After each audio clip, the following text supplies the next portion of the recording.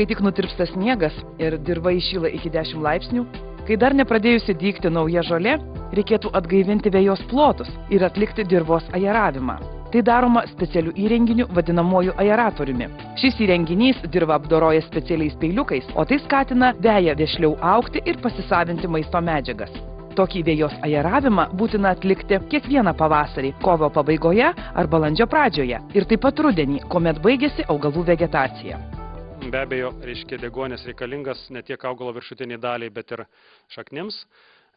Kita labai svarbi funkcija, dėl ko reikia, sakykime, mūsų vėdinti arba badyti viršutinį žemės dirvos sluoksnį vėjoje, tai tam, kad augalai arba, sakykime, žoliniai augalai, kurie yra vėjoje, lengviau įsisavintų maisto medžiagas, mineralinės, taip, trąšas, be abejo ir drėgmę. Kuo bus daugiau plyšelių, tuo ta drėgmė greičiau pateks į augalų šaknis.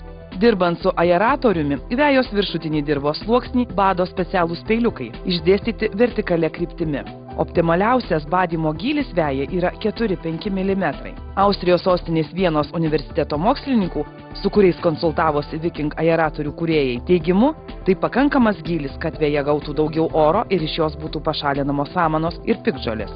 Iš apatinės pusės toks vaizdas ne visai įprastas, šiek tiek jau skiriasi nuo vejapjovės, tačiau principai kai kurie yra.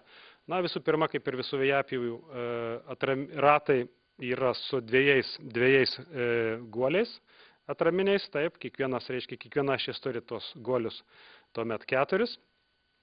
Toliau, kaip matot, yra daug įvairių pertvarų, pertvarėlių. Visa tai yra tam, kad korpusas būtų sutvirtinamas, ne dėl grožio štai tos mažos pertvarėlės yra, visa tai yra tam tikra, sakykime, tam tikri griaučiai korpuso mūsų įrenginio. Toliau pagrindinis, sakysim, mūsų darbinis elementas tai yra volas su 7 peiliukais. Volas su 7 peiliukais. Na ir nors peiliukai jie yra labai dideli, tačiau, kaip minėjau, bado tie peiliukai tik tai 4–5 mm. Na ir darbinis plotis tiek elektrinio varianto mūsų aeratoriaus, tiek benzininio varianto yra 38 cm. Pravažiavus aeratoriui subadomas dirvos paviršius ir vėjoje lieka nedidelės vagelės, kurios sudaro sąlygas vejos šaknims gauti daugiau deguonies, drėgmės. Tokia veja patrešus greičiau įsisavinamos trąšos. Kaip mums tą gylį atskirti, kad jis yra ne per didelis? Na, jeigu per mažas, tai vadinasi nebus vagelių. Jeigu jisai yra per didelis tas gylis, tuomet, kaip minėjau, ta mašina, ji pati save traukia. Jeigu, sakykime, tie danteliai kabinasi per daug į belėną, vadinasi, jinai tempiama, ta pati mašina. Tai yra rodiklis arba, sakysim, rodmuo, kad gylis yra didokas ir reikėtų tą gylį vieną reguliatoriaus pavarą sumažinti. Jeigu įrenginys pats save traukia ir trūkčioja, vadinasi, gylis didokas. Reikėtų taip sureguliuoti, kad tegul jau ir mažesnis jisai būna, tačiau to traukimo nebelieka to įrenginio. Vadinasi, geriau mažiau, negu kad maksimaliu giliu aeruoti dirvą. Vejos aeravimui galima rinktis aeratorius tiek su elektriniu, tiek su benzininiu varikliais. Abiejose modeliuose galima pasirinkti vieną iš 6 darbinio gylio padėčių. Modeliuose su elektros varikliu saugą užtikrina kabelio laikiklis ir jungiklis su apsauga nuo perkrovos. Aeratoriaus su benzininiu varikliu lengvai įjungti naudojant Ready Start funkciją, o minkšta rankena saugiai laikoma rankoje.